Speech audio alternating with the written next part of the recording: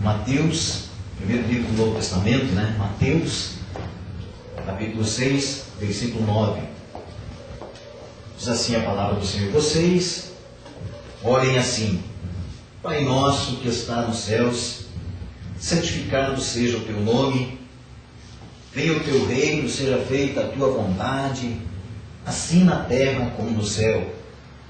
Dá-nos hoje o nosso pão de cada dia, perdoa as nossas dívidas, assim como perdoamos aos nossos devedores, e não nos deixeis cair em tentação, mas livra-nos do mal, porque teu é o reino, o poder e a glória para sempre. Amém. Amém. Feche os teus olhos um instante, vamos estar orando a Deus aqui neste lugar. Pai, é a tua palavra, Senhor, e o Senhor, nesse texto, o Senhor nos alerta, Pai amado, quanto ao tempo de oração, quanto a algo, Senhor, que o Senhor preparou para a tua igreja, que é para estarmos orando a Ti, para estarmos buscando a Tua presença. E nós queremos, Pai, estar orando a Ti aqui neste lugar, Senhor, e Te agradecendo a Deus, porque só estamos aqui, Deus, porque o Senhor assim o permitiu.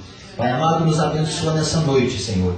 Eu te peço que o Teu Santo Espírito esteja permeando este lugar, as nossas vidas, Senhor, e tirando todo o atrapalho, tirando, Senhor, meu Deus, tudo aquilo que possa travar, trancar da Tua palavra operar em nós, e que nós possamos, Senhor, estar com nossos ouvidos abertos a ouvir a Tua palavra, com o nosso coração receptivo a entender aquilo que o Senhor vai falar nessa noite, Pai, para que possamos sair daqui alegres e felizes e mais edificados na Tua palavra, em nome de Jesus Cristo.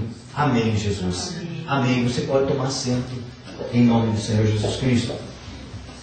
Glórias a Deus. Nós vamos estar falando hoje à noite, já que hoje é o culto de domingo, nosso culto de adoração a Deus, e no dia de hoje, no nosso país, a gente comemora um dia dedicado aos pais. E eu quero nessa noite estar falando com você aqui sobre o Pai. O tema da mensagem de hoje é o Pai. Por isso que nós já pegamos esse texto aqui, e nós vimos que aqui nesse texto, quando você começa a estudar a vida de Jesus, quando você começa a ver o andar de Jesus, você vê que durante o dia Jesus estava ali abençoando as pessoas, Jesus estava ali curando as pessoas, levando a palavra, o ensino, fazendo os milagres. Mas quando chegava a um determinado horário, ele pegava e se retirava, e a Bíblia diz que ele se retirava em secreto, e ele ia num local para falar com quem? Com o Pai. E Jesus pegava e saía e ia falar com o Pai, e os discípulos começam a ficar curiosos. Os discípulos começam a ver que havia alguma coisa naquele tempo separado que Jesus tinha. Até então, o povo, ele era acostumado a ir na sinagoga nos sábados, ouvia alguém ali falando uma palavra. Você deve lembrar daquele texto que fala que Jesus chegou na sinagoga e foi-lhe dado aquele dia para ele ler a palavra, e ele pega e abre a palavra no livro de Isaías, e ele lê a palavra, e era o que eles faziam. Mas até então, eles tinham um relacionamento com Jeová, eles tinham um relacionamento com um Deus intocável, um Deus que não se misturava. Você vê que a palavra de Deus diz lá no passado que vários homens, várias mulheres, profetas de Deus, viam a presença do anjo do Senhor que se apresentava a eles. O próprio Moisés, quando vê Deus ali naquela sarça ardente, e você vê ali outras situações, onde diz assim: vamos morrer porque nós vimos a presença de Deus. Por quê? Porque Deus era tão forte e estava tão distante deles, no conceito deles, de que se eles chegassem perto de Deus, eles morriam. Por quê? Porque havia acontecido lá no passado, homens de Deus tocavam na arca e acabavam morrendo. A arca era a presença de Deus e acabavam por morrer. E esses homens ali que andavam com Jesus, pescadores, homens que não tinham, digamos assim, um maior estudo. Nós vemos ali que havia Mateus, que era corretor de impostos, E talvez esse tivesse um pouco mais de estudos, um pouco mais de conhecimento, mas outros eram homens simples que Jesus levantou. E esses homens vêem Jesus se retirando, e Jesus ia para um local em secreto, um local separado deles, e conversavam.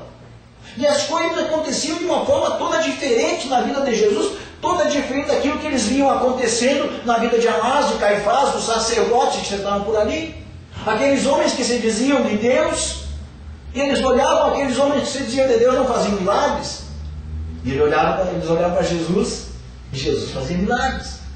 Eles olhavam para aqueles homens que se diziam de Deus, e aqueles homens que se diziam de Deus não transmitiam para ele uma paz. Eles olhavam para Jesus, e os olhos de Jesus, as palavras de Jesus, traziam paz para eles. Então eles queriam saber o que há de diferente em ti, Jesus. O que o Senhor vai fazer quando o Senhor se retira? Como é que o Senhor fala com Deus? E aí, os discípulos perguntam para ele, como é que tu falas, Jesus, com Deus? E Jesus diz assim para eles, olha, eu vou ensinar para vocês algo. Vós orareis assim, Deus nosso de cada dia. Não.